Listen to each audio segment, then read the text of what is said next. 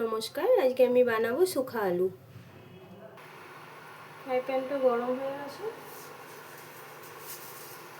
এর মধ্যে সাদা তেল দিয়ে দিচ্ছি, রিফাইন অয়েল। আলুটা ফ্রাই করতে হবে।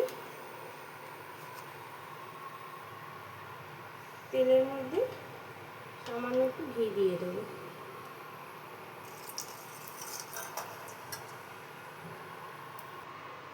এর মধ্যে সামান্য নুন দিয়ে দেবো,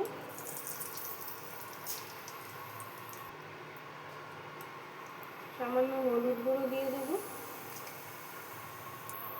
আর কাশ্মীরি লঙ্কার গুঁড়ো কালারের জন্য দিয়ে দিচ্ছি।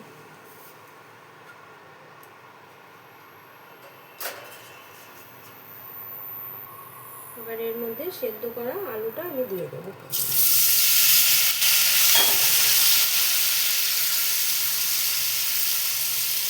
এটা ভালো মতো ভেজে নেব।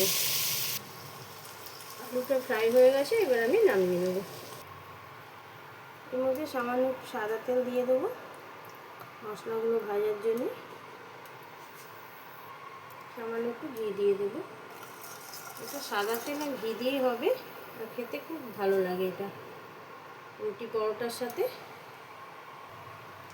তেল আর ঘিটা গরম হয়ে গেছে, এর মধ্যে একটু শুকনো লঙ্কা, গোটা জিরা, তেজপাতা ফোড়ন দিয়ে দেবো।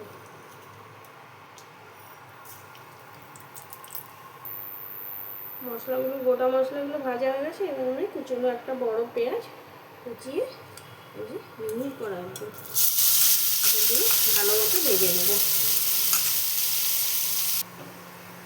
পেঁয়াজ ভাজা হয়ে গেছে, এবার এর মধ্যে একটা টমেটো আর দুটো কাঁচা লঙ্কা ঝালটা নিজেদের মতন করে নেব, মিক্সিতে পিষে আমি এটার মধ্যে দিয়ে দিলাম। এটাকে ভালো মতো ভেজে নিতে হবে। এখন আমি এর মধ্যে স্বাদ মতো নুন দিয়ে দেবো, কারণ আলু ভাজার সময় নুনটা দেওয়া হয়েছিল, সেই জন্য স্বাদ মতন দিতে হবে। হলুদটা দিয়ে দেবো,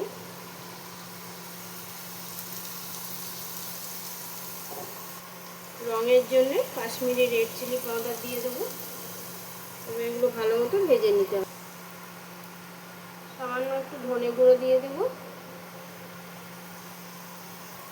সামান্য একটু জল দিয়ে দেবো। মশলাটা দিয়ে তেল বেরিয়ে এসছে, এবার আমি এর মধ্যে একটা পেস্ট দিচ্ছি। এটা হচ্ছে কাজু বাদাম, 8টা কাজু বাদাম ছিল, আর পনির ছিল অল্প একটু, দিয়ে মিক্সিতে ভালো মতো পেস্ট করে নিয়েছি। তো এটা আমি দিয়ে দিচ্ছি, 4 চামচের মতো দিয়ে দিলাম। এটা ভালো মতো মশলার সাথে কষাতে হবে। এখন এর মধ্যে দেবো বেশ খানিকটা নারকেল, পুরনো নারকেল, মানে মিক্সিতে আমি ভালো মতো পিষে নিয়েছি একদম মিহিন করে, এটা দিয়ে দেবো।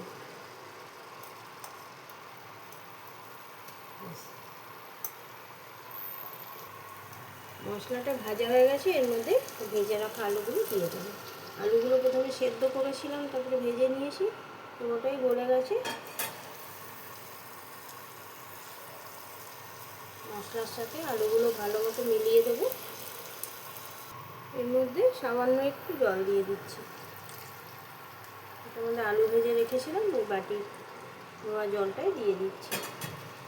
এটাতে কিন্তু ঝোল হবে না, একদম শুকনো হবে, আর রুটি পরোটা পোলাওয়ের সাথে খেতে এটা ভালো লাগে।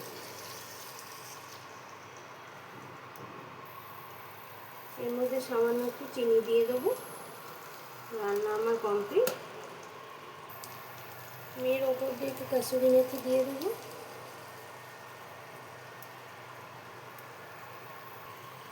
এর ওপরে কিছুটা ধনেপাতা ছড়িয়ে দেবো।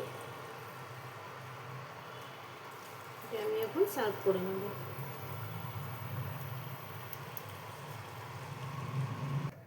রান্না কমপ্লিট, এবার আমি সার্ভ করে নিচ্ছি। এটা একদম শুকনো শুকনো হবে, আর খেতে দারুণ লাগে, খুবই সুন্দর লাগে।